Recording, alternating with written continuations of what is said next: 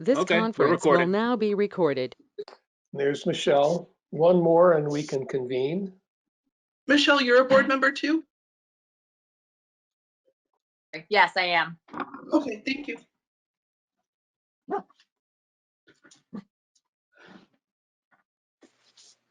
You know I'm here, right, Dave? I do now, Ann, thank you. So we have 6. I'm going to wait a couple more minutes. We have enough to convene, but just wait a couple more minutes. I don't see, Ann, are you through the phone? No, Yes. the camera will lag my connection so badly I'll keep getting kicked off anyway, so I just have my camera off. Oh, okay. Life in the sticks. Yeah. I just wanted to make sure that I recorded you in attendance.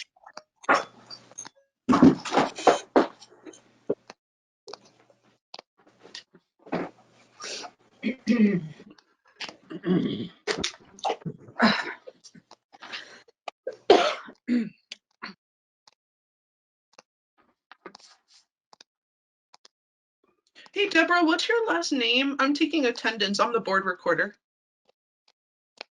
It's Gass, G-A-S-S, like Sam. Okay, thank you. There's Emily. So we have 7.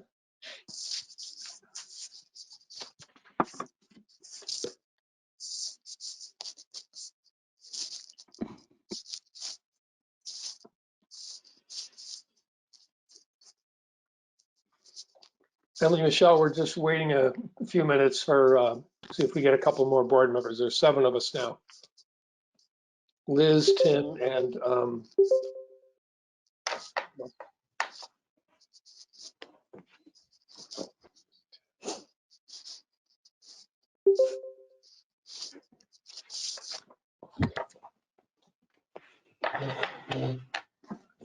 Hello.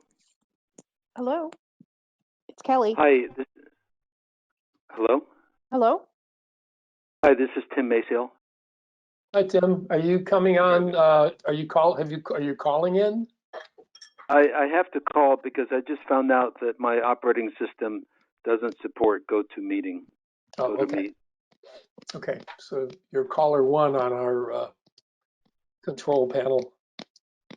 I just changed his name so we can at least see who it is. Oh, great. Great. Oh, now we have Kelly. There's Kelly. So Liz is the only one who, and she may be she's in Putney, and they're notoriously tough signals. We'll give her one more minute and then we'll start. I have to get a new computer.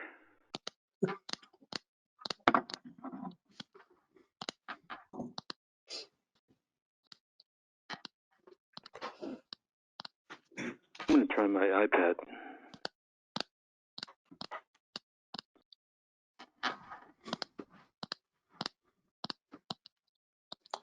Well, I think we'll begin. Can everyone hear me while I'm looking down at my notes? Mm-hmm. Yes. Yes. Okay, great. So Lyle, has the meeting been properly warned? Great, thank you. We're going to, Sean had an excellent idea, which is not to approve Robert's rules for small boards tonight because, and maybe not while we're using the system, because recognizing people and having people talking all at once, or even 2 people at once, would be difficult. So we'll have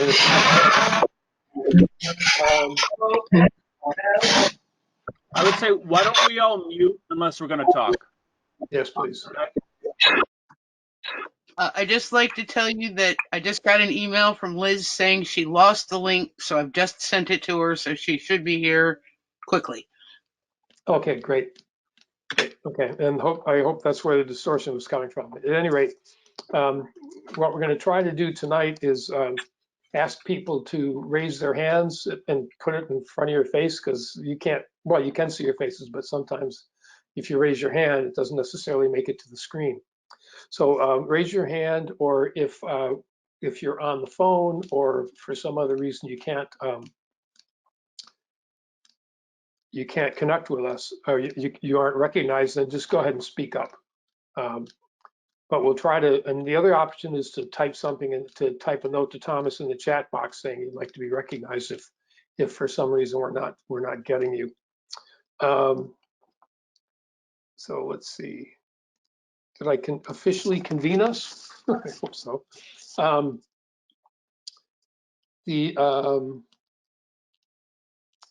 Let's see, for the public, and I think the only public person right now is, well, Carrie technically is not a member of our board, and Wendy, and but the same for you. If you want to be recognized, just raise your hand or make some sound. We're going to try to stick primarily to business tonight. There are a couple of things we have to talk about, but we kept the agenda pretty lean. So I ask that you consider, when we're talking about any of the items on the agenda, to consider whether if you have a question, consider whether it needs to be asked and clarified before you feel like you can vote. And if not, if it's about details or you're interested in some other additional information, but you're pretty clear how you want to vote, I'd encourage you to follow up with an email to me or whoever. It might be Deb Gass in terms of the early ed information, that you follow up with them so that we can expedite the meeting. We're going to take the clerk's report and the finances, the warrants and the clerk's report as a consent agenda. And after we recognize visitors and go through communications, I'll ask for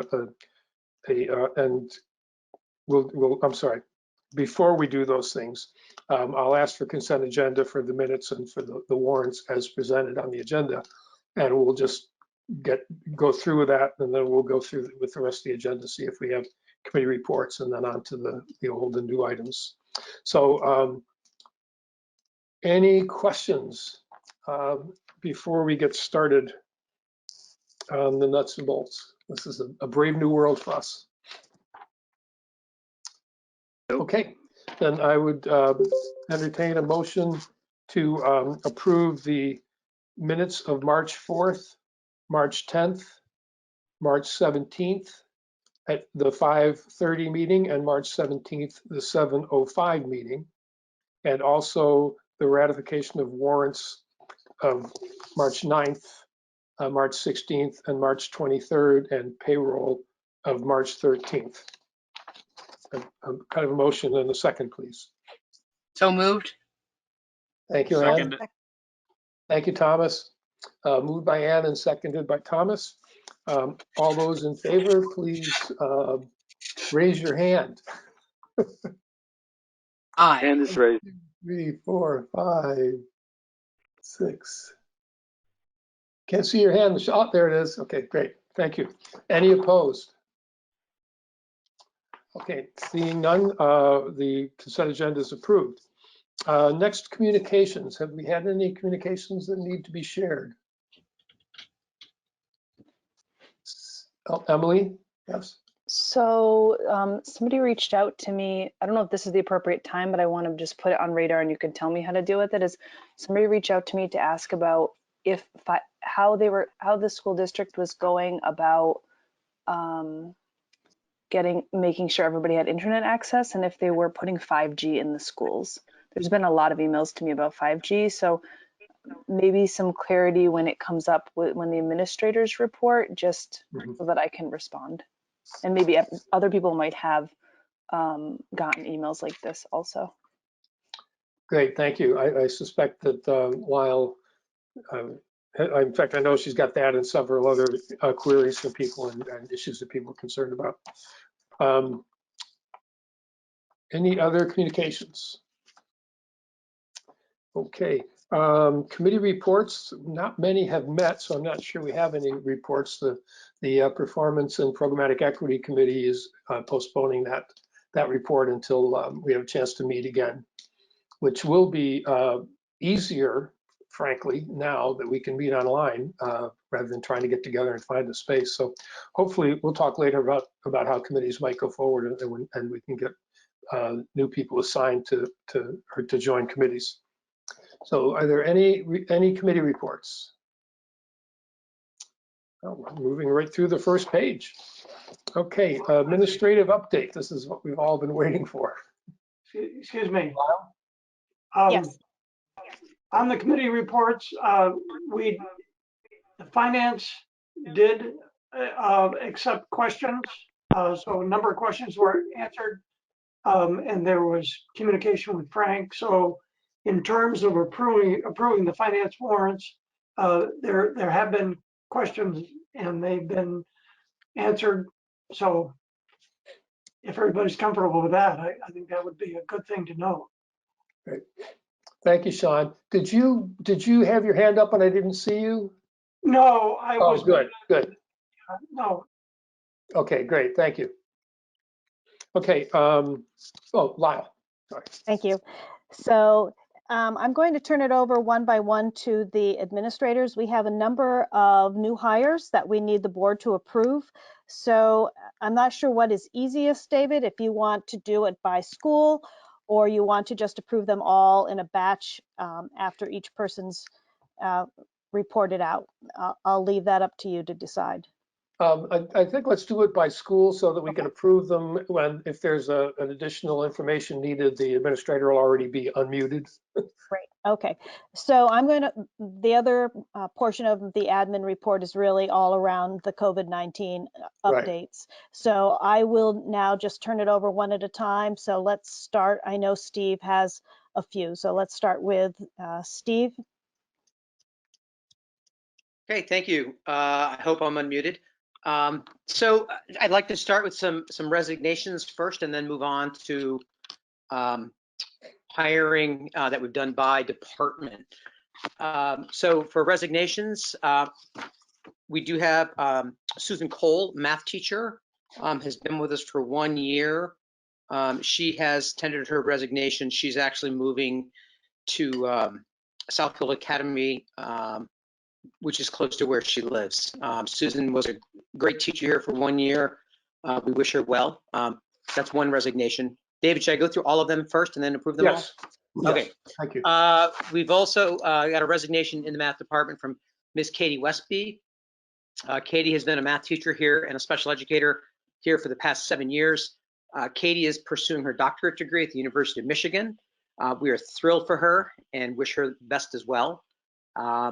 Katie actually has been a teacher who's been able to teach the entire range of students from AP Calculus down to our more challenging students. She does a great job. She's gonna be tough to fill. Also, Assistant Principal Mike Harrigan has also resigned for personal reasons as of today. He's gonna be returning to his family out west. And we wish Mike well, and we'll begin a search to fill that position quickly. In terms of that search, we're in good shape in terms of the calendar, so I'm not too worried about finding quality candidates for that position. Those are the resignations. I'll go right into hires and recommendations. In social studies, we had 36 people apply for a position being vacated by Bill Holliday. We interviewed 4 of them, and then we did follow-up interviews with them via Zoom, since we could not do sample lessons, which was unfortunate. We're recommending the appointment of Ms. Josie Leonard. Josie is actually a student teacher here in the building right now, so we've had an ample opportunity to watch her practice. She is graduating from Keene State College this May, and she will be a fantastic asset to our community. So we're recommending Josie Leonard for the social studies position. For our 2 math positions, I'm recommending that we hire Ms. Ashley Radlich. Ashley will take over the position vacated by Katie Westby. Ashley has got her Bachelor of Science in Math in May 2009 and her Master's in Teaching Mathematics. She's currently teaching in New Jersey, and we had only 3 candidates apply for that position, and we interviewed 2, and I'm recommending that we hire Ashley as well. In our other math position, I'm recommending we hire Mr. Andrew Parsons. Andrew will get his degree from Keene State College in 2020. Once again, he's interning right now with Erin Hillo, and we're looking forward to having him join us. Again, 3 candidates applied for that position, and we interviewed 2, and both of them were excellent. In English, you recall, we're actually having 3 English retirements, and we're watching a lot of great experience go out the door. But we have 3 great candidates to fill in. First, I'm recommending we hire Miss Rachel Doty. Rachel got her Bachelor of Arts from Harvard in 1992. She's taught in this area for several years, currently is at Leland and Gray, and I'm recommending we hire Rachel. We're also recommending that we hire Ms. Catherine Dorian.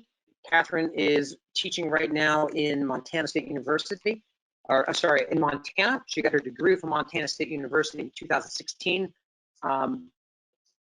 So we're recommending that we hire Catherine as well for English. Oh, before I forget, we had 17 people apply for the English position.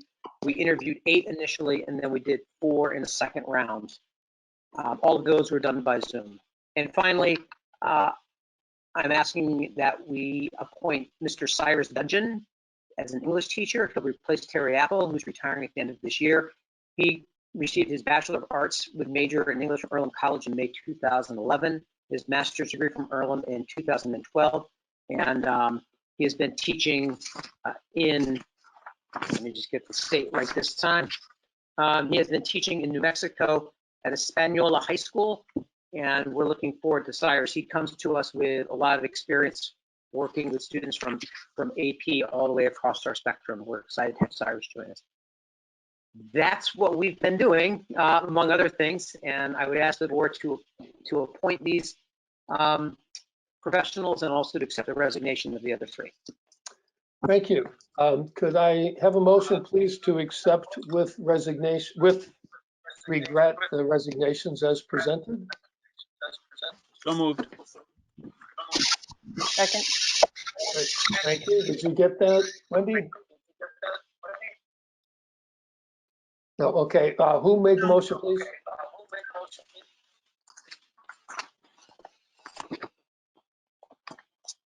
Seconded. Who got the seconded? Okay, Emily seconded. And Thank who you. moved?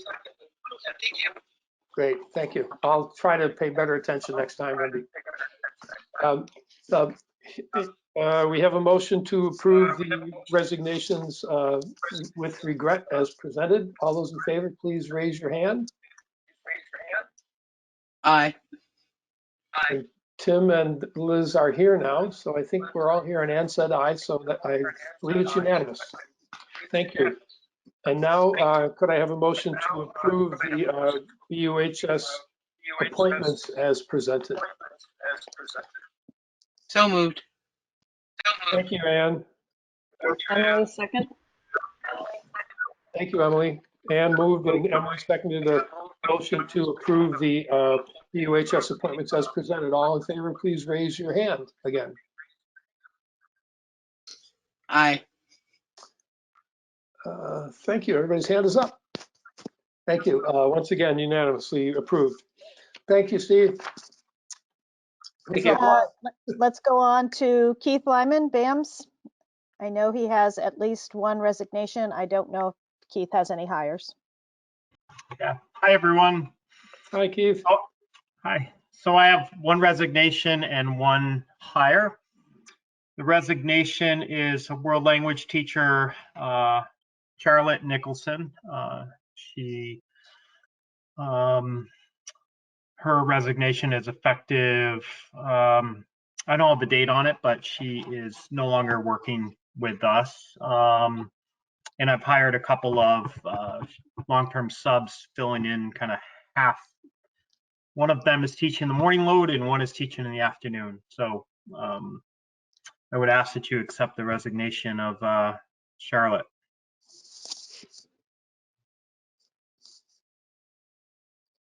Did you want to do the hire first? Yeah, mention, and then we'll do both motions. Yeah, Yes, please. sorry.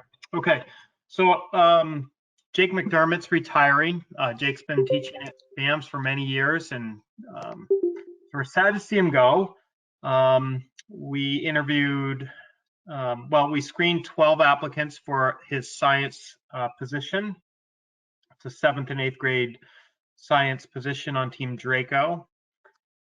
Let's see. we came down to 2 finalists to teach model lessons. Thankfully, before we closed school, and we had students involved in giving us feedback on each of the teachers. And I would like to recommend we hire Dana Roebuck. Dana is currently at Bellows Falls Middle School. She did an internship at the high school back about 5 years ago. She went through the Antioch program for her master's degree. She has a BA from University of Pittsburgh, Pennsylvania. So she comes highly recommended. We're excited to bring her on pending your appointment. Thank you. Could I have a motion to accept the resignation, to accept with regret the middle school resignation? So moved. Jackie, so moved. Thanks, Jackie. And second? Kelly. Kelly, thank you, Kelly. It's been moved and seconded to accept with regret the resignation from the middle school. All those in favor, please raise your hand. Aye. And they're all up. Thank you. And may I have the motion is approved. May I have a motion to accept the appointment to BAMS as presented? So moved. Thank you, Ann. And Thomas, was that a second? Thomas is second. So Ann moved and Thomas seconded. Motion to approve the appointments at BAMS. All those in favor, please raise your hand. Aye. Thank you. It's unanimous. So the motion is approved. Thank you, Keith. All right, Thank you, thanks, everyone. I'm not certain if we have other hiring. Mary, I know has been doing, not ready. Kelly, no. Julianne's not ready. Nancy, thank you. Nancy Weiss.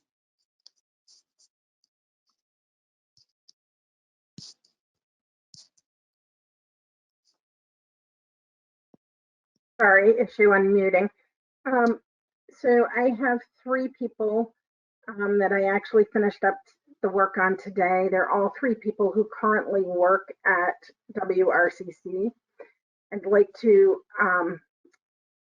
would like to appoint Diane Nuzzo as a part-time science teacher to work on our biomed programming. She will be teaching Intro to Biomed once each semester, and she will also be doing some work in our introductory courses. Then I have Erin Levitt Sherman, who will be joining us coming off of a contracted service onto a full-time teaching position in the area of performance arts, which will include not only circus and dance, but also a course in movement that will tie into our early childhood ed, as well as our LNA and biomed programs around developing core muscle strength and understanding how the muscles work in order to help kids succeed in education, and also to help people stay healthy lifelong.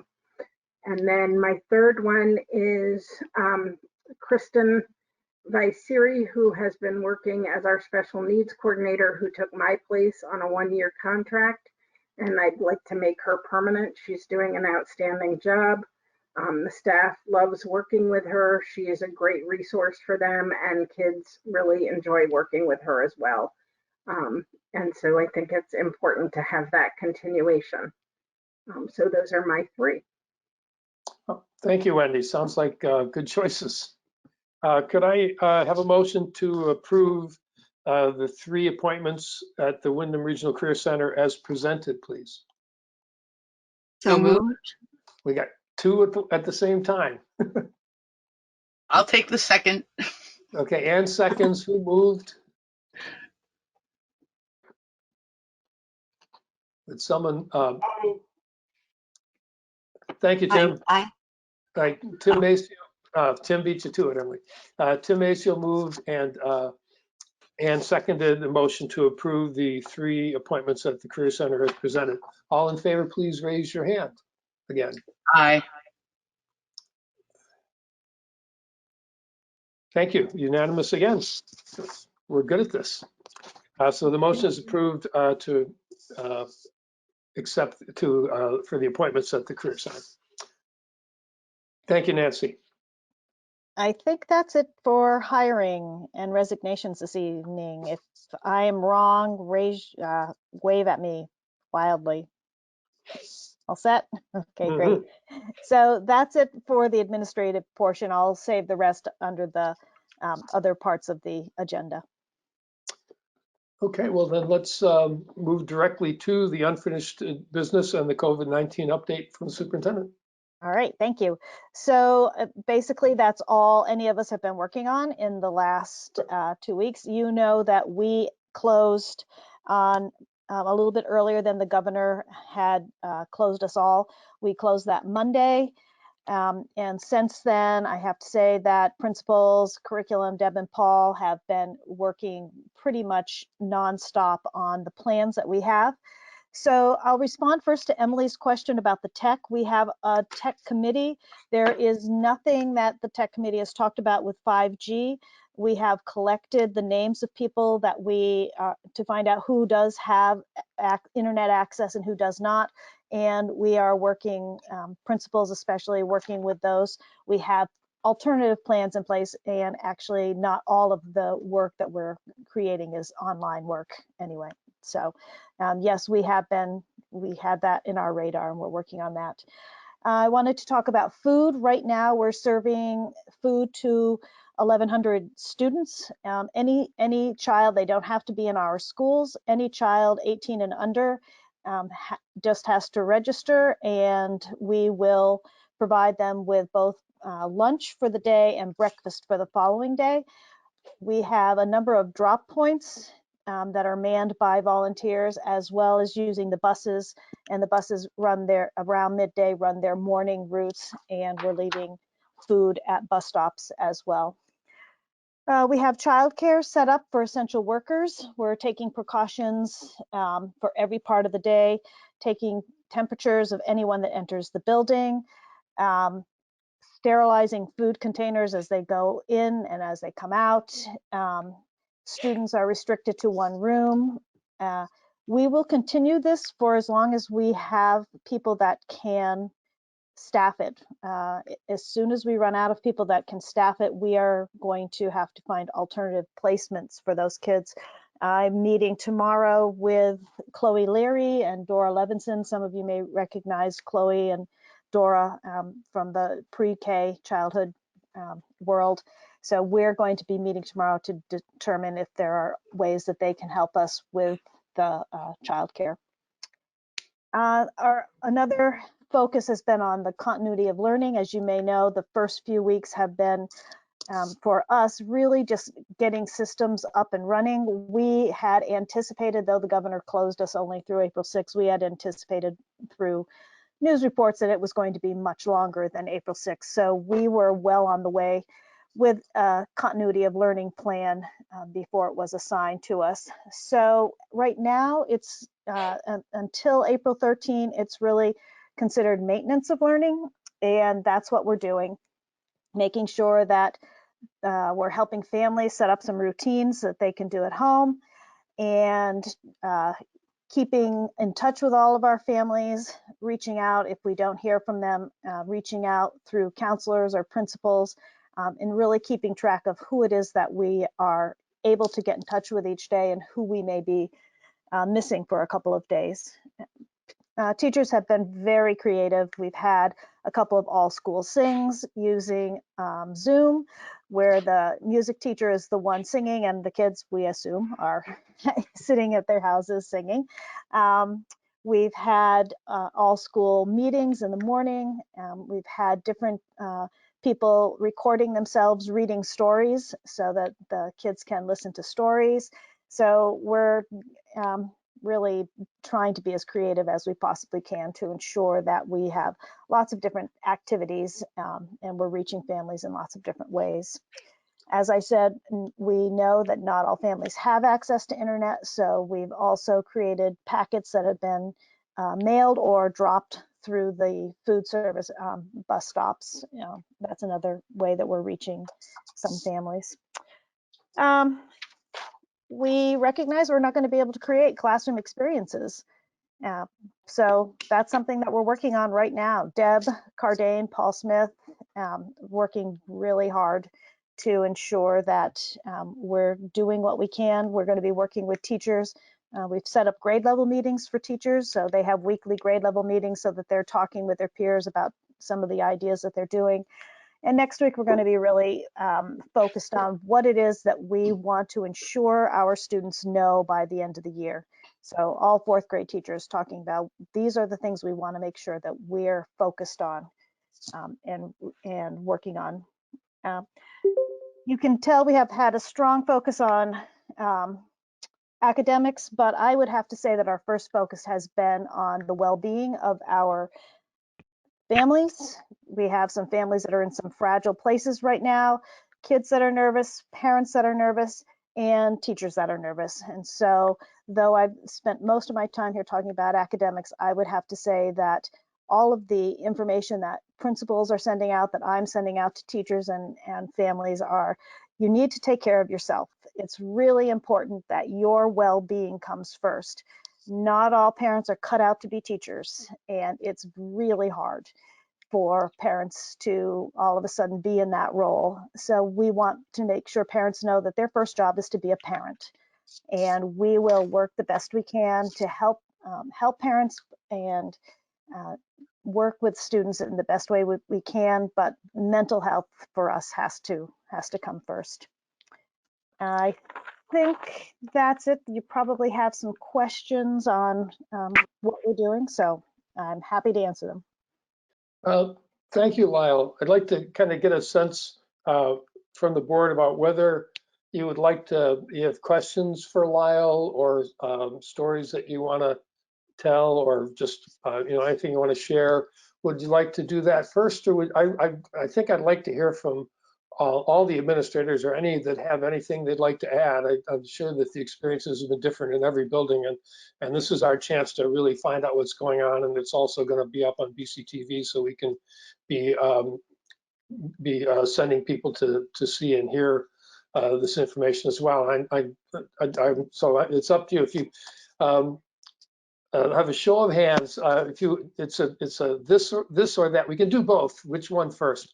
Do you have questions you'd like to ask first, or would you like to hear more further from the administrators and then have the questions later? So if you want to hear the questions first, or you have questions you'd like to ask first, please raise your hand.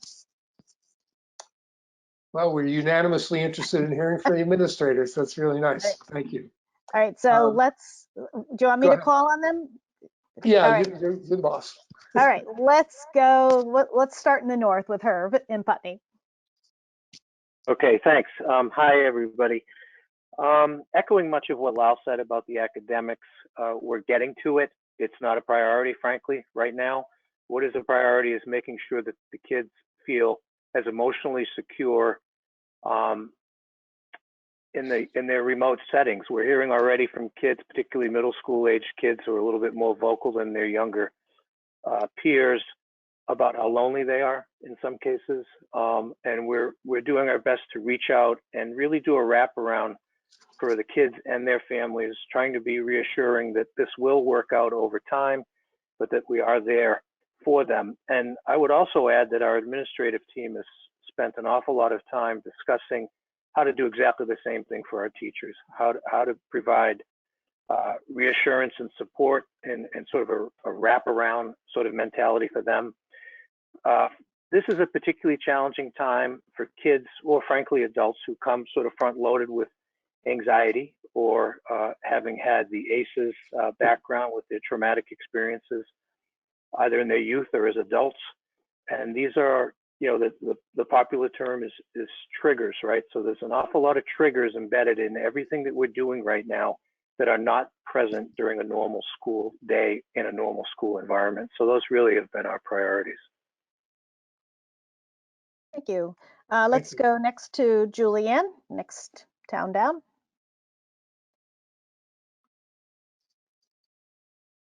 Julianne, wait for your mic to come on. You're still muted, Julianne. Thank you. Thomas is quick, but it still has to get to you. Am I there? Yes. Okay, thanks. Sorry about that. So much like Herb was speaking about, you know, we really, that first week of school being closed, the priority among the whole staff was just coming together to support each other and then coming together to support families. So really right away, we saw staff reaching out to parents and to children to just check in and kind of share in just this collective shock and grief.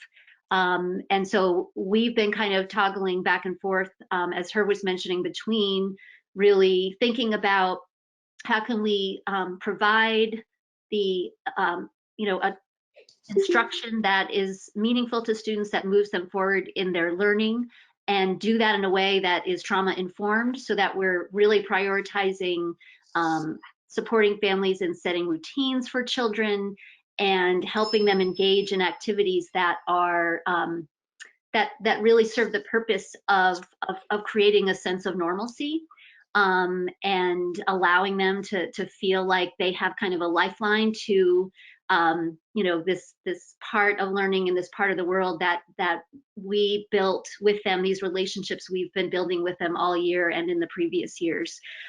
So we're doing that, and then at the same time, as Herb mentioned, just trying to work in teams together to really track where each individual family is in this whole experience, using our nurse, our counselor, our leadership team, our office team, our academic support people, to really differentiate the approach.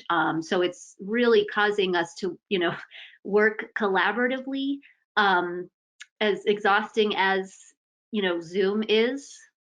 Thank God for Zoom, because that's how we've been able to keep those connections going and to keep our teams going. And that's where we've been able to kind of assess, like, okay, here's where we are today. And it really is, you know, one day at a time.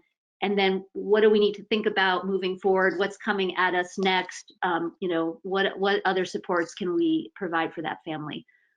So I'm really proud of the staff, just coming together to, you know, in community around this. That it has been difficult and challenging. It's also been really inspiring and something I think that's just like keeping us all going in the midst of this crisis. Thanks. Thank you, Julianne. Let's go to Kelly, Academy. Hi, everyone. Can you hear me? Yep. Okay. So similar approach, of course. We've been meeting a lot. I'm really proud of our leadership team and the Academy community. The teachers have rallied and really helped out. We are producing a lot of the food out of Academy School's kitchen and gym. So we've got some pretty neat pictures of people making food, putting them in bags. The buses are coming. I want to acknowledge the bus company. They've been amazing, really been able to get food to every kid. We're running the special ed buses in addition to the big buses, making sure that kids who aren't on the direct bus routes can get their food. So that's been really great. John Sessions has been coordinating that whole effort. So I want to acknowledge that as well, because that's a full-time job. He's been physically there and on the computer pretty much 24/7, getting volunteers. Right now we have over 150 people helping from the school system. A lot of support staff are involved in that. So that's been really phenomenal. The Academy Facebook group, which I think some of you might be part of, David, maybe you're in there. The participation is up over 1,000% as of today, which is pretty crazy. But the highlight was we did a virtual variety show last Friday. So people made videos at home of any talent they wanted to show. And a lot of staff participated, a lot of kids participated. And it was sad not to have it on the stage at school, but it was also a great opportunity for kids to do things that they can't do at school, to show us what they can do at home. So that was pretty neat. Nurse Amy was the founder of that idea. So that was really fun. John and I hope to start a weekly coffee and conversation time with families coming up soon. We're trying not to overwhelm, like all of us, with the Zoom dates, and a lot of families are helping their kids be online, but we'd like to offer that time to meet with us like we do typically before all school sing. So that's coming up. And other than that, there's a whole variety of how people are feeling as far as educating their kids at home. I'm working full-time from home, and I've got a kindergartner at home, and that's really hard. So I get it, and I'm trying to help problem solve with parents who are struggling, and just acknowledge that we're all human. We're all taking it one day at a time, and the guidance from the state changes frequently. We've got a wellness team at school, which we've talked about before, that we're really trying to make sure we're case managing kids who get a lot of support throughout their school day, emotionally, physically, instruction-wise. We're trying to make sure they don't fall through the cracks right now. The biggest challenge is motivating kids to get their work done at home, after their Zoom meeting ends and they're alone. That's really hard. So we know that. So we're thinking about that now. That's our next step. But really just being cognizant that it's hard. Thank you, Kelly. Mary Kaufman, Oak Grove. Hi, everybody. First and foremost, I have to say that I am so incredibly proud of the teachers and staff at Oak Grove. They are doing things I never thought that they would do or that I would ever have to be in that position to do. So I'm really proud of them. They're learning new things every day, and they are innovative and creative, and they're finding ways to connect with each other and to connect with our kids as regularly as seems feasible at this point. So I have to give a shout out to our staff. They are really working hard. We're working on trying to see kids regularly, as all three other principals have said. It's about making those connections with kids, keeping those connections alive. The kids love seeing each other. So when a teacher is working with a small group of kids and he can invite multiple kids to a group, they are really engaged in that kind of work because they want that social interaction. And so Zoom has been a wonderful asset to everything that we're doing. We're offering things like lunch bunches, small group instruction, and whole class meetings. There's been some read alouds and just some time to kind of meet and greet with one another. I have to say that probably my kindergarten teacher has said that it's quite entertaining to have a Zoom screen full of 5-year-olds. So I can imagine it's quite fun. I'll have to get in on one of those one day. Even our pre-K teacher did that with all 15 of her pre-K kids and all 3 staff. So that's pretty cool.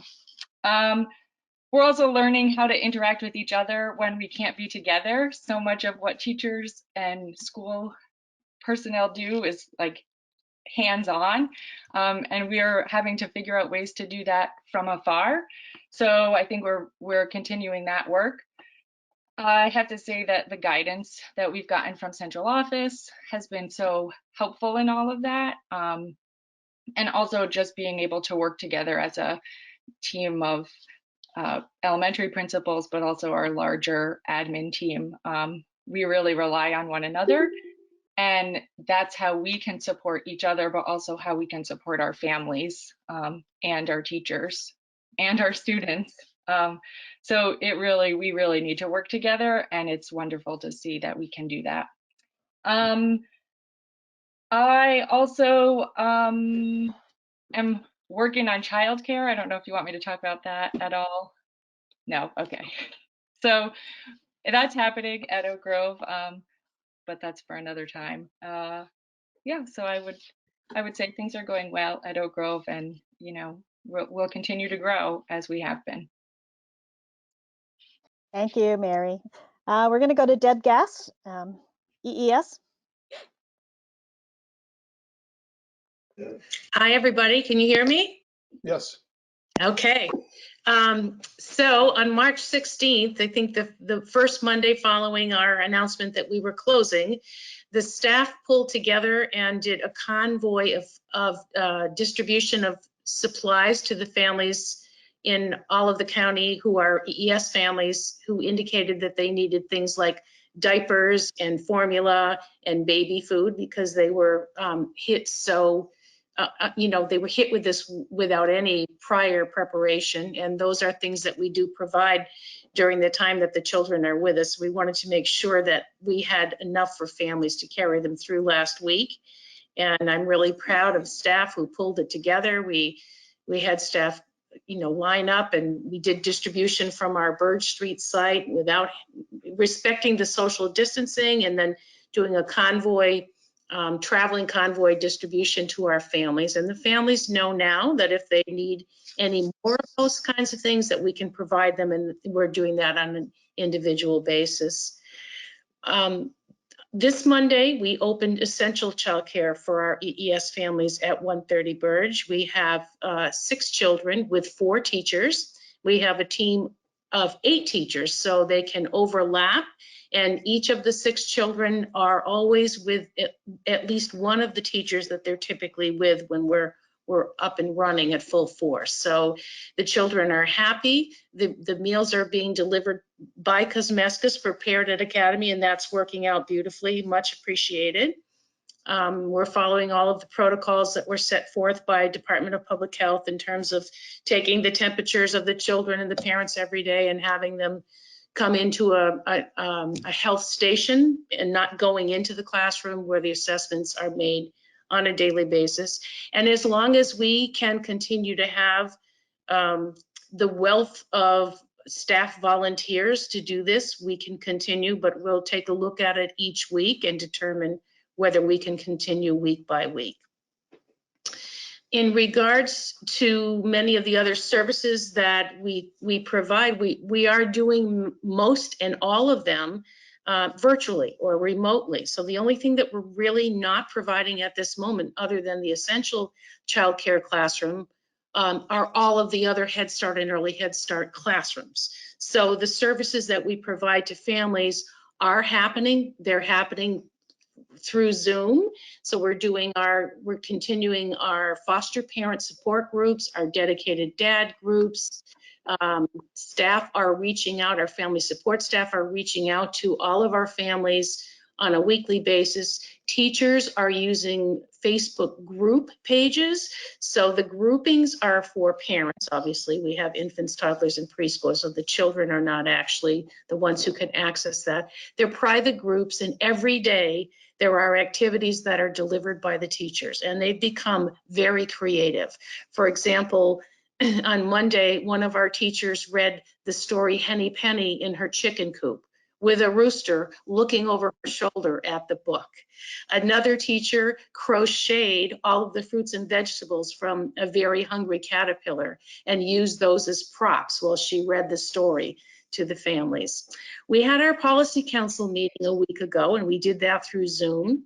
And the families were so excited about these daily Facebook activities or dialogue or discussions with their children and they love the storytelling that they want to volunteer their own storytelling, and they want to videotape their own and get those involved in our Facebook presentations. So we're working on that. We actually do have a pretty rigid screening process for anything that we put out on Facebook. So if a teacher wants to read a story, it gets reviewed by our education manager first to make sure that it's done with some flair and that it's appropriate.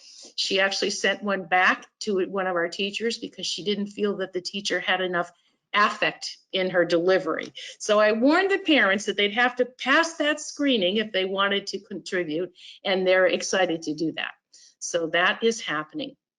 We have a mental health consultant available to us, and she is going to set up some staff support groups, as well as she's going to reach out and make herself available to any of our families who need individual mental health support. We do yoga. We were doing yoga classes at EES. We're doing that now virtually. We're going to do an all-staff meeting next week on Zoom. We signed up for the bonus package with Zoom today so that we have 70 employees. So we're going to do an all-staff meeting with them Monday or Tuesday of next week. And I think probably the final thing I want to say is that we are encouraging staff to reach out to the many opportunities that are presenting themselves virtually for trainings at this point. So we're seeing this as an opportunity for our teachers and our family support workers to access some online trainings that they may not have time for when we're operating typically. And we had many conferences that we were scheduled to send staff to that have been canceled. And so those monies are now available for anyone to take any virtual training. I think that pretty much covers them. I'm having management meetings every day with my team. Things are going well. Everybody's staying healthy at this point. And we're really focusing on, as Lyle said, the well-being, the mental and physical well-being of our families and our staff. The fire that happened in Rockingham actually was our Head Start family, and so we had a discussion today about how we're going to support that family. So all of the things that are going on beyond coronavirus that happen on a day-to-day basis are still impacting our families, and I have staff at the ready, willing and chomping at the bit to reach out and help our families. Thank you, Deb. Let's jump to the opposite end. Let's go to Nancy Weiss for the Career Center next. Hello. We actually started reaching out to our kids the day after school, it was announced, the Monday that it was announced that school was closing. And we have been working with them ever since. I spend most of my day calling parents and students and making sure that students are engaging in class time. We're trying to limit the amount that we expect each week because we know that they have 2 to 3 other classes that they're taking at the same time that are also highly demanding. And we're trying to figure out that balance as teachers. We had a staff meeting yesterday. People are feeling lonely, so I know our kids are feeling lonely. People are feeling a little trapped, and I know because I have a 16-year-old and a 13-year-old just how trapped kids are feeling. And I know this is a really rough time for families, so we're spending a lot of time focusing on, are you okay? And reducing workload, but trying to have a lot of that information go out globally to kids so that they're getting the information, but they're not necessarily having to do the same amount of homework and classwork and that stuff, because we really want to reach a balance and not make people crazy. I've suggested to each of our students that they choose a good book to read. Some roll their eyes at me, and some and others take me up on that offer. I've suggested puzzles and games and anything that will keep their mind working and flexible during the time that we're not in school. So that's kind of where we're at. It seems to be going well, but I do try and check in with everybody on kind of a rotating basis. I have not called Carrie's house yet, but I'm sure that's coming up on my list. I kind of select a group every day just to check in with and make sure they're doing okay. Great, thank you, Nancy. Let's go to Keith next at BAMS. Everyone, some new board members, just in case you don't know, BAMS is grades 7 and 8, about 315 kids. I must say it's been very sad. At least initially it was pretty sad, and just it was a really hard call to make to families. You know, for kids at this age, they're so social. They're 13 and 14-year-olds, and it's all about the connections that they're making socially at that age for them. For us, it's you want to make sure you're learning your math and stuff, but for them, it's all about, you know, all their relationships with their friends. And that's been pulled, the rug's been pulled out on all of that. So it's been really hard for our kids and for our teachers. There's no way to say it any differently than that. Yet, you know, building off what the other principals reported, the teamwork, the amount of work that people are doing to build it back up is pretty amazing. And we're all just trying to navigate this. It happened so fast. Yeah, you know, none of us went to college to become teachers to then teach online. We went to school because we love working with kids and we love the interactions with them, and so we're trying to replicate it with Zoom. But kids have connection issues. We felt it a little bit with this meeting. Teachers are trying to run those meetings, but kids have, you know, varying signals in their house. And, you know, I mean, some of our kids live in hotel rooms and they got family members in the same room with them while they're trying to work with their teachers. So, you know, we have lots of issues like that. I think you're probably aware of that. But the kids who are connecting, though, I would say 70 to 80% of the kids are connecting and doing work and doing well. And there's 20 to 30% of the kids we're really pretty worried about, and we're working really hard to try to problem solve how to connect with them. And, you know, when they start to get 13, 14 years old, they start to have, you know, that they can be a little harder to reach at times. So we're working hard. The staff's just been wonderful. So that's about all I have to say. Great. Thank you, Keith. And we'll go to Steve, Brattleboro Union High School. Thanks, Lyle. So the first thing I want to say is that we have got the absolutely most amazing teachers in the known galaxy. They have been great. They've been rock stars.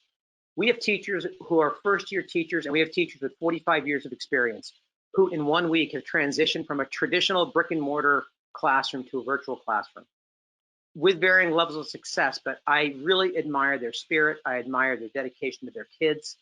They are working way too hard right now. They are really trying hard. I also want to give a shout out to our students and our parents. You know, I've been holding parent meetings. I met with senior parents today. I had 79 senior parents join me. And then I met with juniors. I had 48 junior parents. We talked a lot about nuts and bolts. We talked a lot about, you know, how do we keep a connection? Senior parents and seniors, this is devastating. They have lost a rite of passage that we all enjoyed, that we all loved. You know, they've lost perhaps a prom, graduation. And, you know, the question they ask me is, you know, will we have a graduation? My answer is yes, we will. It may not be at the end of June, but we will have a graduation. We will celebrate this class and their accomplishments. I've gotten a lot of ideas, some of which have horrible carbon footprints on how to do that, but we're going to work something out. I've had people in the community reach out and say, if you need help planning a graduation party for our kids, we'll help. And so that's been fantastic to see. As I said, I spent a lot of time talking with seniors and their parents, and you know, there's nuts and bolts questions they have that we're really working hard to answer. And I've also been reaching out to the VPA, my colleagues around the state, to get their sense of what we can do. A lot of what we're going to do is predicated on what happens with the continuity of learning plan. And that plan is going through some evolution and some drafting. And at some point, we're going to have a plan that we're going to submit to the state. And I'll let Lyle and Paul talk more about that. And we're going to submit that plan, but that's going to predicate some of what we're going to do as a school moving ahead. Some things that people are concerned about and we're looking at is we're looking at what do we do for GPA? You know, we have taken kids who have been in a face-to-face classroom learning from a teacher in the room and from peers in the room, And we're now saying to them, we're going to do it in an online environment that we created in a week. We got to think about, do we do GPA for this semester? That's one of the questions that we're wrestling with. What do grades look like, especially for our seniors and especially for our juniors who are applying to colleges right now? What do we do for grades? Do we keep a traditional numerical grade? Do we do something different for this semester only? A lot of schools are doing that. Colchester High School has gone to a strict pass-fail system for the year. I'm not sure I want to go pass-fail, but I think we're going to modify what we're doing. For our teachers and students, we're still adjusting, calibrating to the workload, because a lot of times teachers want to make sure students have enough to do. And so in some cases, they've really put out too much work at once. We've also realized that every teacher has a slightly different way to convey work through Google Classroom. And so we've asked teachers to do a weekly agenda that's standardized across, so every student sees the same agenda format every day. And that's helped a lot. The other piece, I was asked by people from local law enforcement to reiterate, and I'm going to reiterate with you that please encourage teens that you know and parents that you know to practice social distancing. Frankly, it's not happening as well as it should be in town. I was downtown earlier this week, and I saw large groups of kids, and not all of them high school kids, some of them, older young adults, but anything that you can do in your communities to remind people that we really have to practice this. It's hard for high school kids, as Keith talked about, because developmentally, it's appropriate for them to want to be with their friends and to want to be in groups. And we're saying you can't do that right now. So we have to acknowledge that and use every means we can for them to connect otherwise. The last thing that I'll say is David Melnick, who we've worked with on some trauma work, he and I were talking yesterday about the impact on families and the impact on kids. And, he said the term social distancing is really tough for him because we don't want to be socially distant. We want to stay connected. And so he's actually encouraging people to use the term physical distancing, which it's a nuance, but for teenagers, it's an important nuance to remember. And I know I've talked a lot about nuts and bolts, but you also need to know that underneath everything that we've been doing with our kids has been a strong need to stay connected with our kids and to keep them connected with the school. We have some kids that we haven't been able to contact. Those that don't have internet, we're running the gamut. In some cases, we're driving out and leaving things on their doorstep. In other cases, they're driving here to the high school and getting work from us. Rest assured, we're following protocols. We're gloved. We're stowing paperwork for 5 days before we touch it. So we're doing all of that stuff. But in some cases, we're literally, meeting people outside and exchanging packages, legal packages. So that's the high school. Thank you for all of the support you've given us as well. And we're on an adventure, but with the staff we have here, we're going to be okay. So that's it for principals. I don't know if you want to hear from Paul and curriculum. Paul doesn't have anything to say. I have to say, Paul Smith and Deb Cardane have just been working overtime every day. I don't know. I don't think any of us have really taken a day off since about March 16th. But we did get a new template today. One of the principals just talked about the continuity of learning plan. We got a new template today, and that's what Paul and Deb and I will be looking at again tomorrow. So I guess now, David, I'll turn it over to you, and it'll be time for questions. Great. Thank you, Lyle. Actually, since Carrie Amadon is here, I don't know if Carrie, if you feel like you can report a little bit about what's going on in our related town of Vernon or not. I know Mary's not on to help you out with it, but you don't have to, but I wanted to invite you to share anything you thought. Oh, can you hear me? Yes.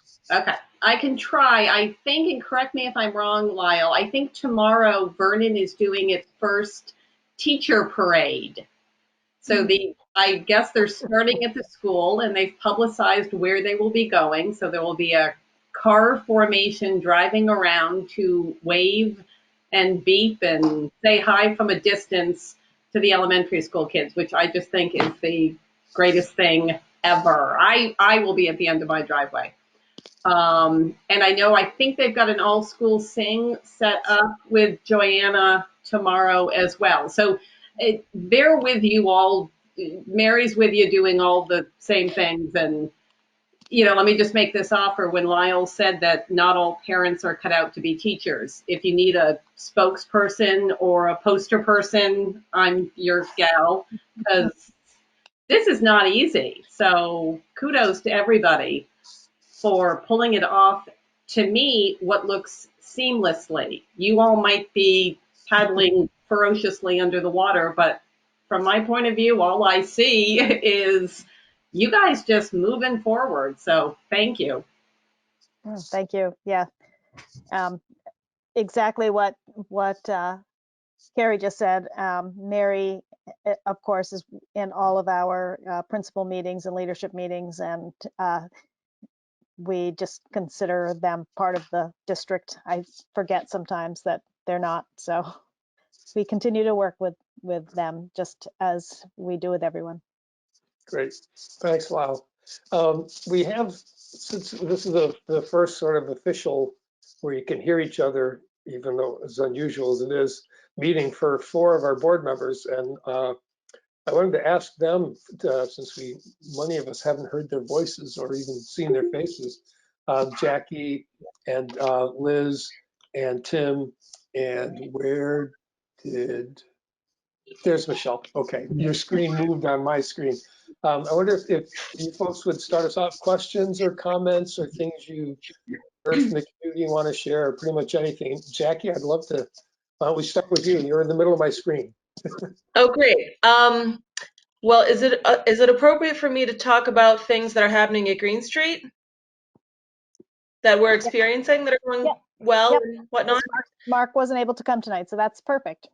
Great. So my son's in kindergarten, and then my 2 nephews are students at Green Street, and they've gotten their packets of work and they're all getting their lunches and really enjoying it. But I'm just really impressed with the effort of all of the teachers, because not only are we getting communication from Will's teacher, we've heard from the nurse, we've heard from the principal. He's gotten little videos from the garden teacher about what's happening with the garden projects they've done, little videos from the French teacher following up with that, all school sing, and then other online music classes that we do what we can when we can get to it. But it just seems like such a huge effort to keep all of the kids connected, and I've been really impressed with it. So that's really my only comment right now. I mean, I'm fortunate to have a kindergartner. He's easy for us to engage with his learning right now, but I see the challenges that other parents are going through, and I feel for a lot of people, and I hope that through time that we can all adjust and it does become easier. But the efforts that I've seen from the teachers over there is it's amazing, and I'm sure that everybody is seeing a lot of the same. So I'm just feeling really appreciative to be part of this community while this is happening. Great, thank you. Tim, are you still with us? You've been coming off and on. Okay, I'll see if I thought he was still on by phone, but we'll see if we can reconnect with him. Michelle, would you like to share anything or any questions? Yeah. Hi, everybody. I can only see 6 people, so this is this is weird being mostly listening. I'm from Dummerston, first board meeting, but I've been busy with the SU, and I've been so impressed with the people I've been working with as we've worked on the superintendent search, and that's been a really exciting process. But in the meantime, as a parent, kindergarten, elementary, middle, high schooler, I have all 4. I've been just totally overwhelmed. And the teachers, I'm so impressed, not just on how quickly everyone has collaborated to try to make sense of this, but the emotional support has really, I think on last Friday, we were wrapping up all of the superintendent stuff, and I wrote this confession letter to one of the teachers about how I'm the C- mom, and I just don't have a grip on this.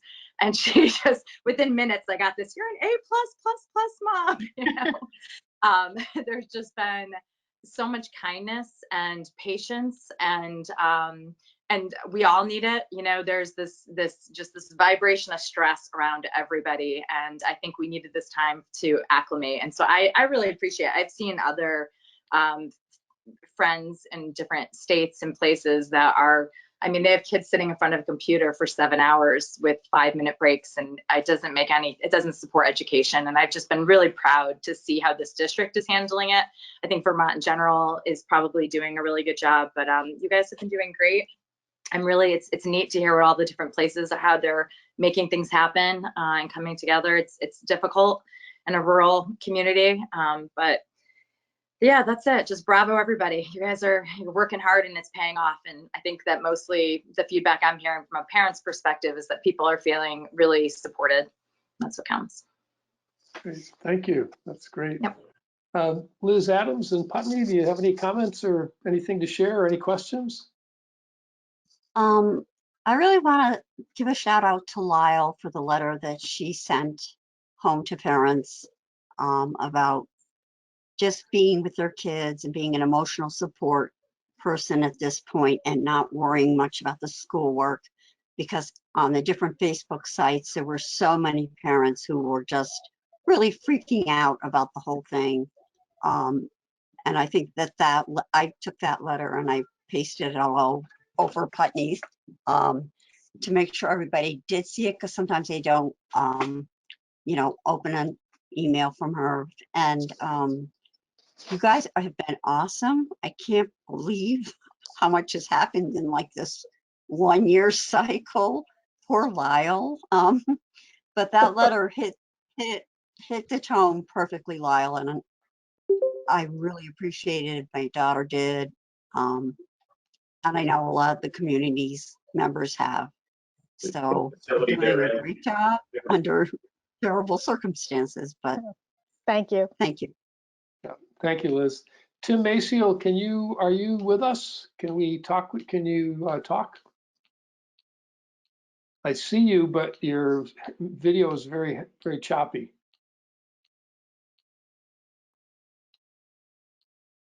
Needs to be unmuted. Can you unmute Tim?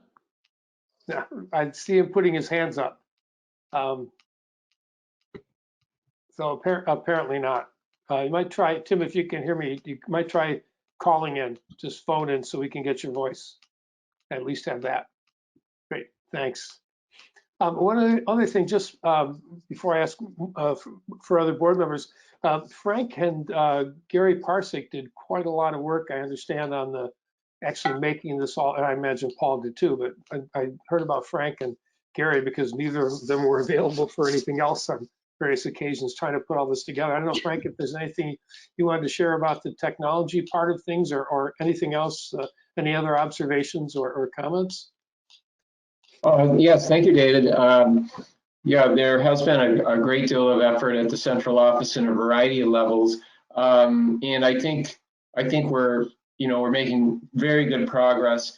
I wanted to, I don't know if you want me to address it now, David. I did want to speak to other business under this segment of the agenda related to some capital projects. And just check, it's basically a check-in with the board, let them know what we will be working on, and as it relates to some RFPs, requests for bids. Right. Yeah, so let's do that under the other business. Okay, very good. With this theme for now. Yep, sounds good. But yeah, Paul, between Paul Smith, Gary Parsick, and Bob Wickberg, there really is a tremendous amount to be done with the internet and the connections, backup systems, and they've done a terrific job getting us where we are on that level. Great, thank you. Other board members? Oh, Paul, so you do want to say something? Just speaking of technology, the guys from BCTV BCTV would like you to check your name in the participant list and make sure your full name is there, this is, if they're gonna be recording it, they apparently need that information. So you get there by clicking on the little participant icon up in the upper right, and then right clicking or down arrow to get the option to edit your name. Thanks. Great. Thanks, Paul. Okay, any other board members have, just raise your hand and Thomas will unmute you as he sees fit. Thomas? I can't unmute people. Oh, okay. They have to do it themselves. David, can I speak? Yes, Kelly. Yes, Kelly. I just wanted to take this opportunity to thank Lyle and all the principals, all the teachers, any staff, administration. It's just listening to each of you talk about the things that you've done in such a short amount of time. It's very obvious that the kids are really important to you, and so I appreciate that. This has been, for a variety of ways, this has been very challenging and will continue to be challenging for people. So it's refreshing to hear that there are people that the academics are obviously important, and that's what the schools and that's what you're about. But it's refreshing to hear that you are also concerned and interested in the other portions of the students and the families and even the teachers' lives. So I wanted to take the opportunity to thank you. Thank you. Thanks, Kelly. Emily? Okay, so I just wanted to say two things. First, I want to echo everybody's comments, thanking Lyle and all the principals and the teachers. I have lots of friends who are principals or are teachers in different school districts, and not a competition at all, but when we're talking, things will come up and I'm like, oh my God, they're like, wow, you guys are like doing everything already. So I'm like, oh, I like try to not say so much because I don't want folks to feel bad that this school district's so amazing, but I mean, that's a credit to everybody here who cares so much. So the question I did want to ask, which is for Steve, I just, I'm hearing all of the kind of comments, especially about the 7 through 12. And I guess I wonder, you said about graduation, prom and all those kind of things. Do you predict that those would be able to happen even in the summer, like afterwards, or when there was not quarantine, even if it was very late? Because it would be, those are things that I know I remember, and I'm sure a lot of students are thinking about that they might just miss. So is there not that there's a plan, but can that happen? Sure. I mean, we can do anything we want. I think it's important that we do it. I think right now, and I said this to parents today, right now the governor's pretty clear that we can't gather. And so I don't want to do a plan and then find out, beginning of June, we can't go through with that. So we talked about the idea that, what we might do is a graduation ceremony in July. It's not ideal because, parents will be, they'll be going on vacations and doing things. We kind of want to do it before seniors who have college plans go to college, but so we're going to kind of wait and see. Okay. But we're pretty committed as a faculty and as an administrative team that we're gonna do something. They've asked, parents today asked, can we pick up our kids' caps and gowns anyways? And of course they can. We'll work that out. This group of kids, and we're going to do it somehow. I don't want to talk about specifics because given where we are in the middle of the pandemic, I think it would be premature right now. Thanks. Yep. Tim Maciel, are you there on the phone now? I'm here on the phone now. Oh, great. I'm sorry, I've just had bad time with the video. Yeah, but I just want to echo everybody's comments about what a fantastic job everybody has done. It's very, very moving. Very great. Thanks, Tim. Anybody else? Any other comments from the board? I have one question. Yes. Okay, so we have BCTV. Is there any possibility of working with BCTV to televise educational programming? Well, they're not here to respond to that, but Lyle, do you have any any knowledge about that? I don't know that we've done that. I haven't, but I certainly can reach out to Vlasta and find out if that's an option for broadcasting.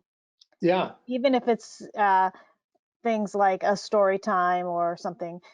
We have to be careful if it has students in the picture, because not all students are, we're not able to show pictures of all of our students, but certainly something like a read aloud or a musical, like a couple of music teachers we have that are spouses could do a little concert that kids could sing along or something like that, I think could be a possibility for us.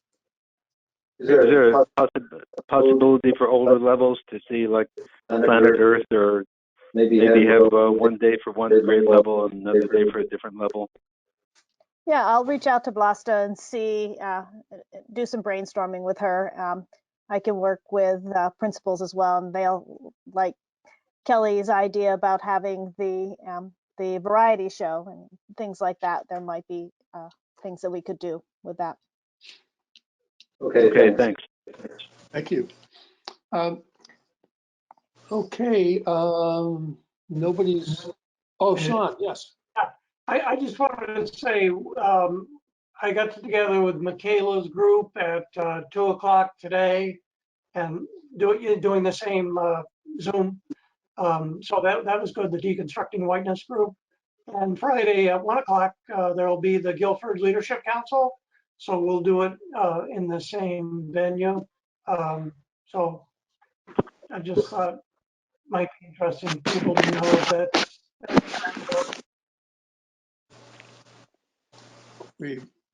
You paused there a little bit, Sean. We lost a little bit of your video, your audio. All right. Michelle? Oh, I did actually have one question, and I'm guessing every school is already working on this in their own way. I'm just curious, I guess if we're on top of meeting the needs of kids that are of special needs, that have IEP plans. I'm wondering what's happening to those kids who usually have more, one-on-one support in the school system. Sure. So we are required to work toward meeting their IEP goals. Shelley Wilson, Marisa Duncan-Hawley, and Joe Gruda are all working with the special educators. Special educators are teaming with classroom teachers to look at the work that teachers are doing and how we're going to differentiate that. Some of those IEP goals will probably be met with what we had talked about. You've heard a few people talk about Zoom meetings. We've done some Zoom tutoring sessions with small groups with a teacher. So we're looking at how we're going to best meet the needs of those IEP students. I know some speech and language professionals have done some, some Zoom lessons so that they have the students in front of them working on those IEP goals. So yes, it's on our radar. It's not perfect yet by a long shot, but we certainly are attending to that as well. Great. Thank you. Thank you. Any other comments? So we move on to the superintendent search update. I think we probably should start with Carrie since she chairs that board, but I also would love for Kelly and Michelle and Ann to maybe talk a little about the experience. And then just to give them a little advance warning, Andrew Skarzinski, I'm hoping that you'll maybe say hello and might have a couple comments about the hiring process or anything else you'd like to say while you're here, as long as you're here. So Carrie, you want to? Sure. Can everybody hear me? Did I officially unmute? Yep. There we go. So good news is that we see the light at the end of the tunnel. We've made an offer which has been accepted, and we are in contract negotiations right now with Andrew Skarzinski. I have to thank a lot of people, and I wake up at 2 in the morning and realize there's somebody I think I forgot to thank. But first and foremost, all of you who have been part of this process. Lots of community members. But there's three other people who come to mind, and I've got to figure out the appropriate way to really thank them. First is your former fellow board member, Christina Naylor, who we roped into sticking around a couple extra weeks just for the continuity. And she was fabulous. I've got to thank Don Collins, our consultant. I think is the new love of my life, and I've got to convince his wife to let me call him every day and just chat. And then, of course, the person who is behind everything that gets done in this district, Barb Nowakowski. Without Barb, I don't know what we would do.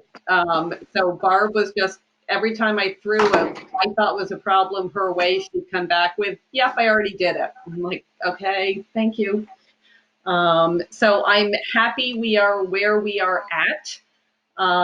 It did take a lot of, towards the end, meetings while I sat in the parking lot somewhere. And of course, now they changed the open meeting laws. But happy we got where we got, and excited to welcome Andrew to this team. Ann, would you like to add your voice since we can't see your face? Who? Ann? Oh, apparently we lost Ann for the moment. Kelly, any comments or thoughts or things you want to share about the superintendent search? Well, just that it seemed it was a very large, looming process, and it seemed like it kind of just came together at the end, and it it just kind of like seemed to go well, and yeah, I mean, I don't know what else to say. It just worked out very well, and I know that a lot of people were involved in shaping the process and being involved in the process, and yeah, so welcome to Andrew. Thank you, Kelly. Michelle? I don't know what to contribute here. I feel like I snuck in at the last minute and got to be an important person and part of this process in the last 2 weeks. It was a great experience. I'm super proud of all of the people that were part of this. I'm impressed to have learned about what, as a member of the community, I did not realize how extensive the work had been put in and the amount of thought and effort to open up this process to great options and find what's best for this community. And this, group, and with Christina, just super great people. This was it was as ethical and as honest and transparent as it could be. There was just great conversation and dialogue. We had great options, and we all walked away feeling fantastic about the person that we selected. I'm so excited. I've been like this all the time. So yeah, this has been wonderful, and I'm again only lived here about 1.5 years, and I'm just thrilled. This just affirms everything, all the reasons that our family's here, and I appreciate being part of it. Thank you. Great, thank you. And Andrew, I know this is an unusual position to put you in, put you on the spot here, but we're, as I echo what everyone said, we're just delighted that you applied and were able to come and talk with us, and we're really glad to have the opportunity to work with you. So if you want to have any, if you want to say anything, that's great. If not, it's entirely up to you. I will try to make my comments brief. It's 7:30, and coincidentally 7:30 every night, for some reason, my dog starts to bark for about 5 or 10 minutes straight, and I'm not sure why. And he's 9 years old, but he's done this every day of his life. So I've been utterly so impressed with the process from start to finish. From the first call that I had with Don, where he called to say where we were in the process, throughout the first meeting with the board and the panel, or the panel rather, to the second interview with the board, everything that came out really solidified my belief of the community and what I'm looking forward to working, and who I'm looking forward to working with. there's a palpable sense, and you even hear it from the principals and the leadership teams tonight about the outreach and the importance of relationships and all the value we place in students and families and the work we have to do to make sure that their needs are being met. And I felt that throughout the entire process. So I'm thrilled to be here and thank you for all the warm wishes. Hopefully we will see each other in person soon. And then once we get past this physical distancing, and I like that comment better than the social distancing, but once we get past this physical distance, I'm looking forward to meeting all of you in person. So thank you, and I greatly appreciate the welcome that I've received already. Great, thanks, Andrew. Anything else or any questions about the superintendent process from anybody?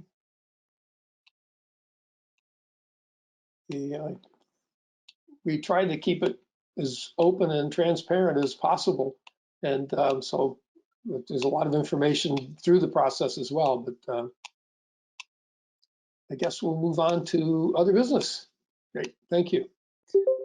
Lyle, other than Frank had mentioned some information, is there anything else under other business that we?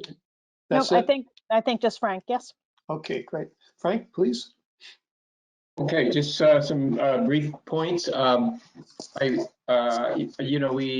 have published the capital plan in the annual report.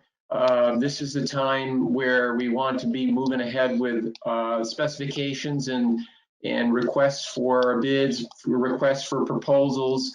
So I wanted to mention that that's our intent. Administratively, many of our projects are directly related to health and safety issues.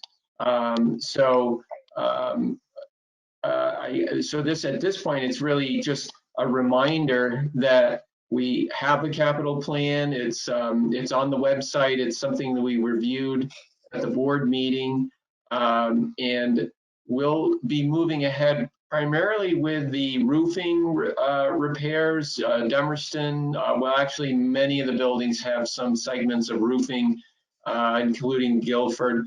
The high school has a pretty significant HVAC controls project.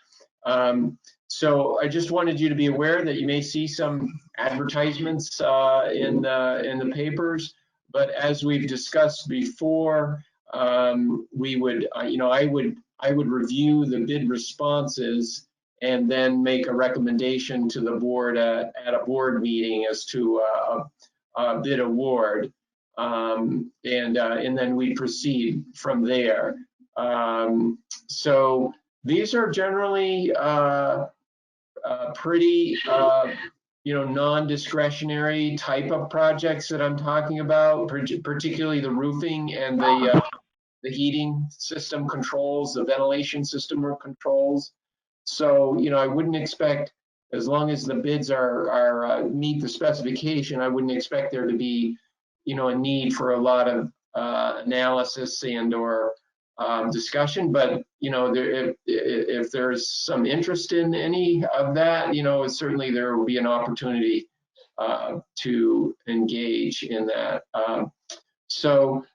So that's just more of a point of information.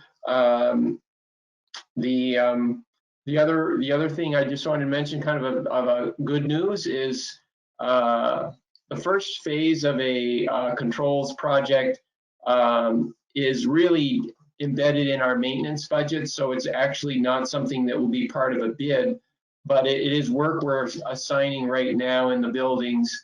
And Efficiency Vermont has been very helpful in helping make sure that we are taking advantage of all the latest energy efficiency products that are available that are compatible with the systems, the biofuel systems, the pellet boilers, the things that we have in our buildings now. So they've actually committed a $10,000 incentive to a project that we've defined, and it is because they see the very favorable environmental impact that this has in terms of energy use. So just wanted to share that little bit of good news. And the last thing was just to check in to see if the board would like to schedule Stevens and Associates and a Building Green discussion at the April 15 agenda, or did we want to schedule that at another time? You don't necessarily have to make that decision now, but as you know, I need to give those folks some lead time to see if they can clear their schedules and join us. And that's on the academy. Are you talking about the academy expansion? Yes, the academy project. Yeah. Yeah, Frank, I think we're going to talk a little later in the meeting about how we might want to adjust our schedules to maybe have more frequent and less full agenda meetings along the way, since the difficulty of finding a time when everybody's available and travel are removed. And so we'll talk about that. And I think at the last time, or the furthest out would be the April 15th meeting. We may want to do something in between if they're available ahead of time. And the same with the bids. If you, because we don't have students in the buildings, projects can start a lot sooner. And if you find that there's something you want to move on quickly, all we need to do is make sure that Barb has time to warn a meeting, and we can convene at a pretty short notice. People are available and have been really responsive. So, I think we have more flexibility. At the same time, we can't sit down and talk with each other. So in both cases, as the need arises, we can probably pull a quorum together fairly quickly. That's good to hear. I do think that particularly the health and safety issues where we're dealing with air quality, ventilation, heating and systems, it's absolutely in the venue of essential services. We're being, cautious not to, counter the governor's directive about businesses and,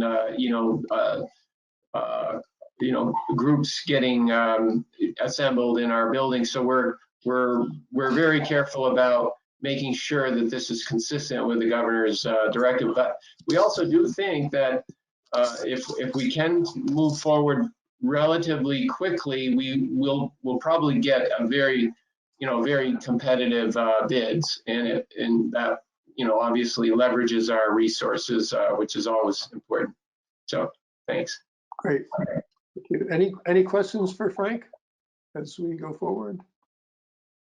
I don't see any hands. Okay, we'll move along to new business. The first thing, Robert's rules for small boards. Sean called me this week. That wasn't a hiccup on the technology. That was me. He called this week and made a really valuable point that trying to have a more relaxed meeting in a situation like this would probably be kind of difficult, in that for the chair to do the calling on people and sort of managing the meeting and not necessarily participating a lot. It seems like a better idea for the time being. And he also brought up some good points about Robert's rules and Robert's rules for small boards and some of the positive and negative aspects. So what I'd like to do is, what I'd like us to do, we have to move to adopt Robert's rules. And what I'd like to suggest is that we move to adopt Robert's rules, period. And that later on, maybe when we can actually sit down and feel less formal, as well as be less formal, we might want to move to adopt the Robert's rules for small boards. So if that's agreeable, if that's agreeable, I would entertain a motion to adopt Robert's rules. So Sean? David, Oh, yes. I was going to say, so for now, that's no change. Exactly, yes. We just have to formally keep with the previous board's setup. Is that what you're saying? We have to confirm that we're staying with the same? I believe so. The statute requires that we adopt Robert's rules. And boards have adopted Robert's rules for small boards when they're small. We're not all that small anymore, but we're not a Congress either, so we don't need the full breadth of Robert's rules. But I think that probably the default is we use Robert's rules because the state requires it until we adopt it, and then we do it because we adopted it. Okay. Unless Lyle or if you or anyone else knows that that's not correct, I'm not sure. I know it is in the statute that we adopted. Yeah, I have not heard that would not be. So Sean, I saw your hand.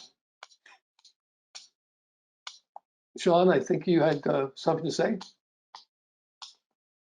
I was just going to make the motion that we Thank you. adopt Robert's Rules of Orders for the time being. And is there a second, please? Second. Emily seconds. So we have a motion and second to adopt Robert's Rules of Orders for our business meetings.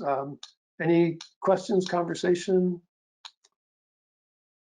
Seeing none and not hearing Ann or Tim. No. Hi, Tim. Hi. I think I'm back, Dave. Oh, good. Okay, great. Thank you. Would everyone in favor of adopting Robert's Rules, please raise your hand or say yes, or say Yes. aye. Aye. Any opposed? We've unanimously adopted Robert's Rules. Thank you. Next are three motions under Head Start Early, Head Start Refunding application. And two motions, and then the C on new business is the COLA and Quality Improvement Funds, which also need action. And I asked Deb to prepare the wording for these motions for us, since she knows what she's doing. And rather than have us struggle with what should we move. So what I'd like to do is, actually, Deb, if you would say something about the refunding application, and then we'll vote on that, and then we'll go to the COLA and then the quality improvement. Okay, all right. So for new board members, you are, the school board is the grantee for the Head Start and Early Head Start program that services all of Windham County. We have 184 children that starts from pregnancy all the way to kindergarten. And our sites are located, 2 sites in Westminster on Buck Drive.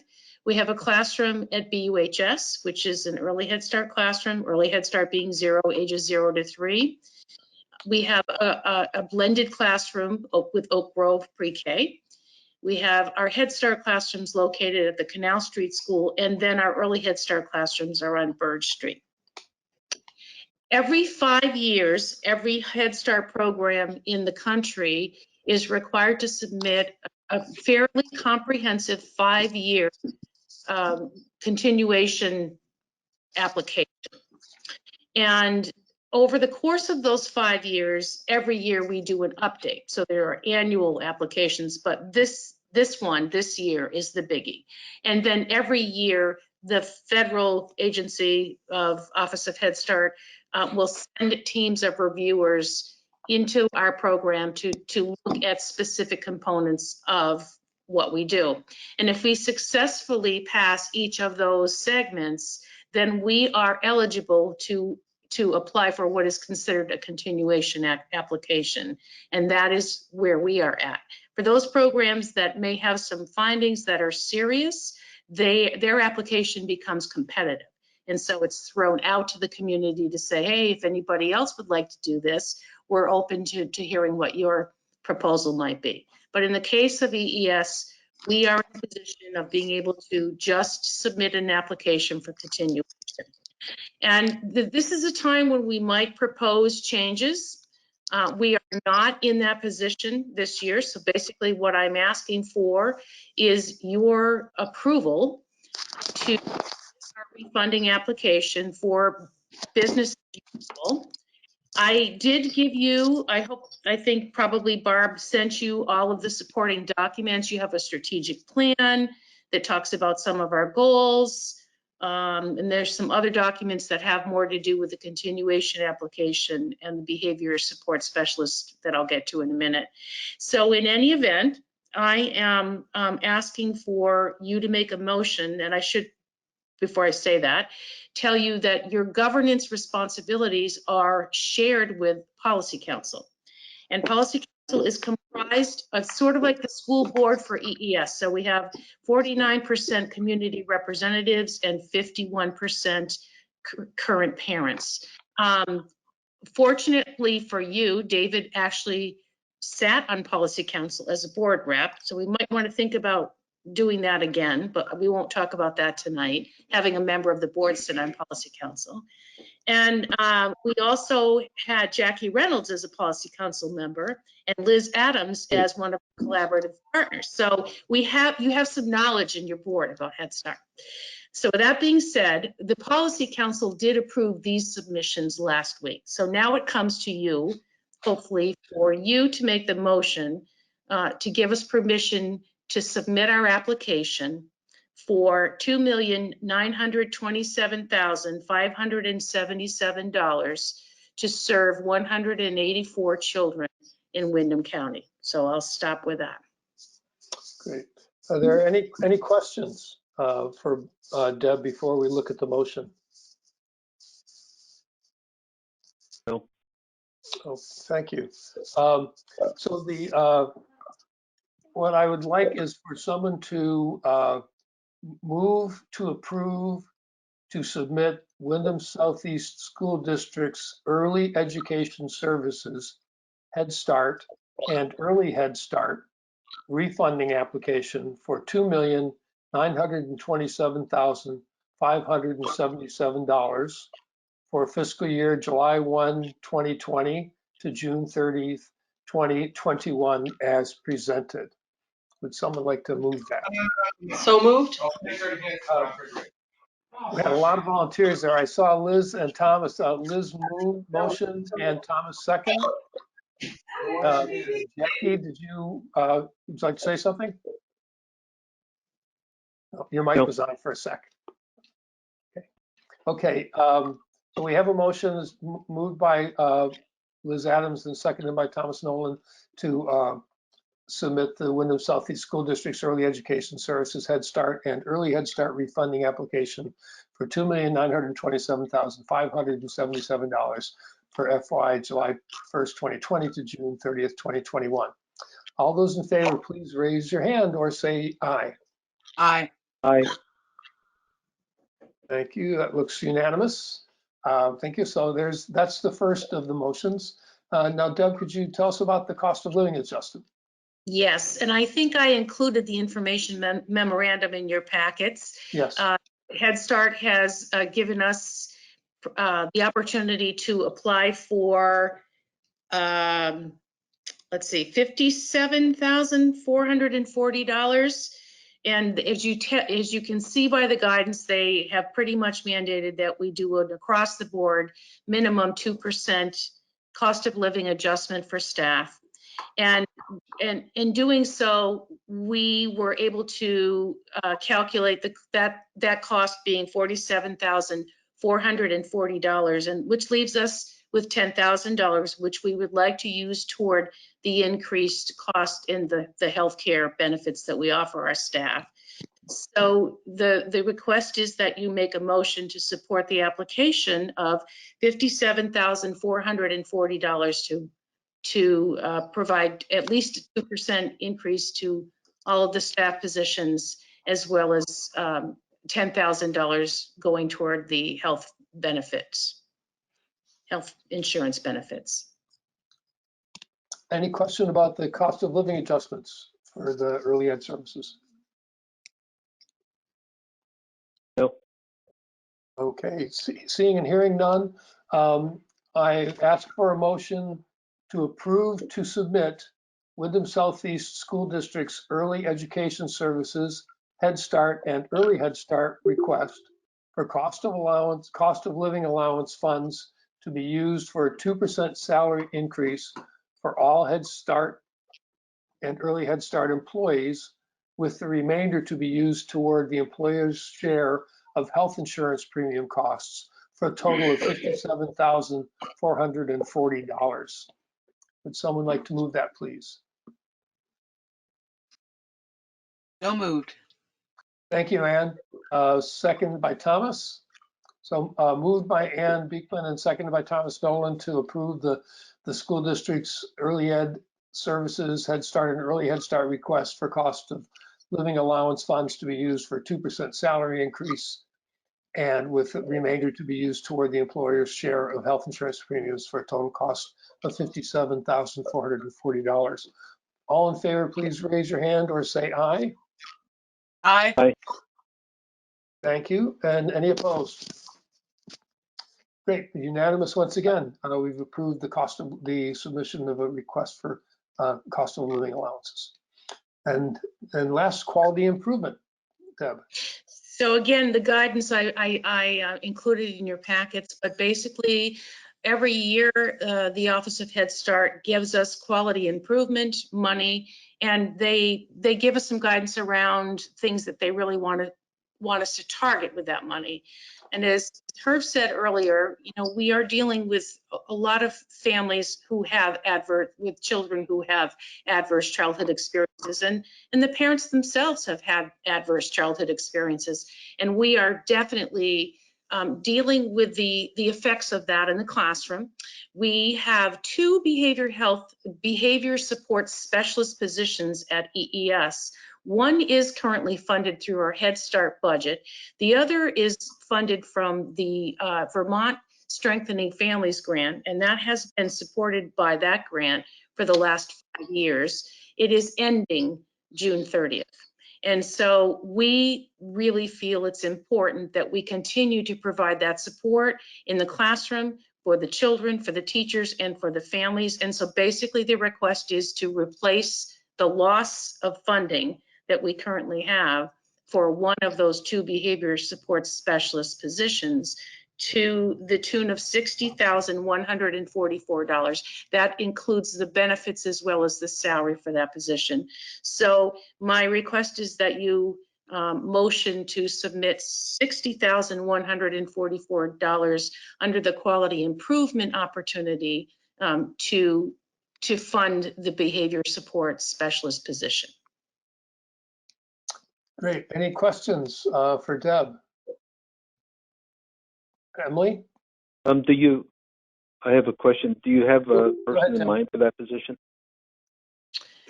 We actually, that position is open. We have been advertising for quite a while. And so the answer is no. It's been open for a couple of months. The other position is filled, but we would, if you have someone that you want to recommend, please send them our way. Well, not right now, but I'll be looking. Great. Thanks, Tim. Emily, you had a question?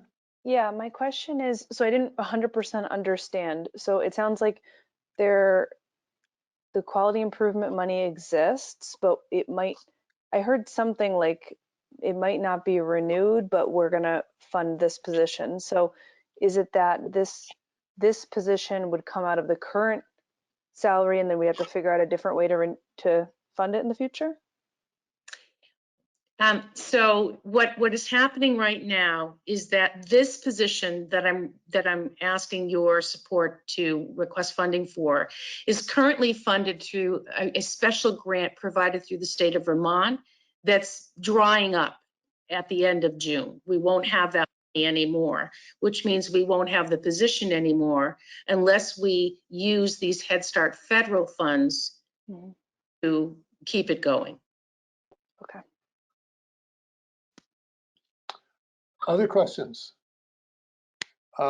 Seeing none, I ask for a motion to approve to submit Windham Southeast School District's Early Education Services Head Start and Early Head Start requests for $60,144 quality improvement funds to provide for a behavior support specialist for both programs. Would someone like to move that? Emily, so moved. Thank you, Emily, and seconded by Jackie Reynolds.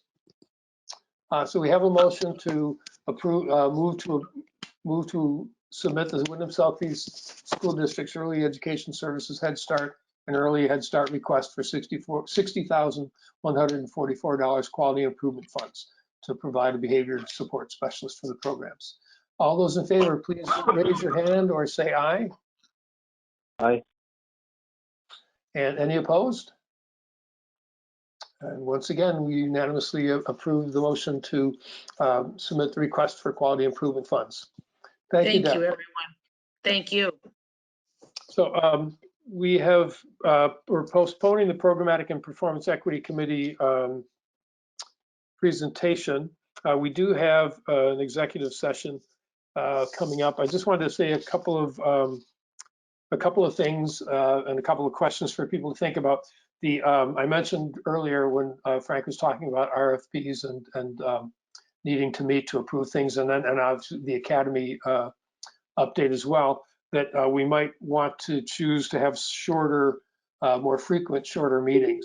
So that's a new idea. I don't want us to take a lot of time discussing it tonight unless people feel like staying online. But what I'd rather do is just ask you each to send me your thoughts, and then I'll see if what the sentiment is, and if it's something that we should try to pursue. Any things you think might be good about it, might be bad about it, and just any thoughts at all.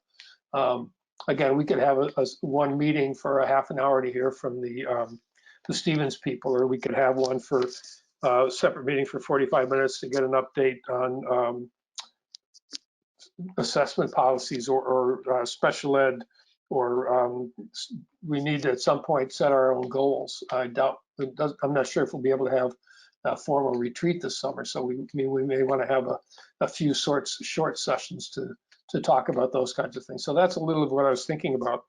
And since we now don't have to formally have somebody sitting in a parking lot, and committees can actually meet with a warned meeting and an open Zoom app, committees can meet as well and share documents and work together. So just wanted to see if we wanted to try and get together and do a little bit more planning and a little bit more figuring out what everybody on the screen has been doing for the last couple of weeks, except us, and that's figure out how to cope with all of this and how to make sure that we're staying up to speed but not burning ourselves out, and also that the administrators are getting the support they need.